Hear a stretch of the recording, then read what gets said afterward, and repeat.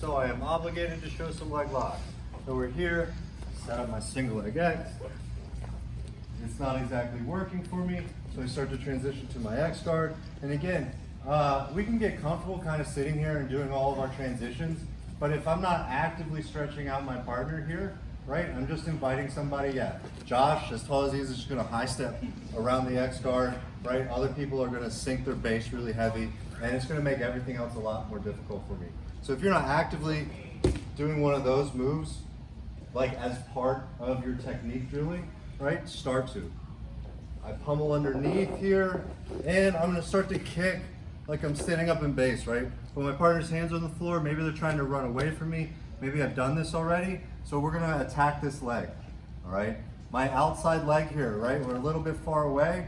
I'm gonna dig my heel kind of in the lower back, all right? And I'm gonna try to pull my hips up and into the lower back here, all right? At the same time as I do that, my foot off this hip, or the back of the knee, I'm using it kind of like a shrimp, okay? I wanna get my hips to the outside of my partner's knee during this motion. So we're 1, 2, right? I need to kind of twist my hip underneath. Now, I'm not gonna triangle my legs here. I can just cross my toes, and then I'm gonna take everything to the right, okay? So I can physically grab the heel to make sure my partner's leg turns with me. And then once we start to lay to the floor, I wanna switch. I wanna use my partner's leg as a pillow, or his foot as a pillow here, so he can't twist his knee to the ceiling for the escape. At this point, we want to stay attached, right? We can kind of rear naked choke the ankle, laying on top of the heel or the foot, pulling our heels into us, driving my hips forward for the tap, okay?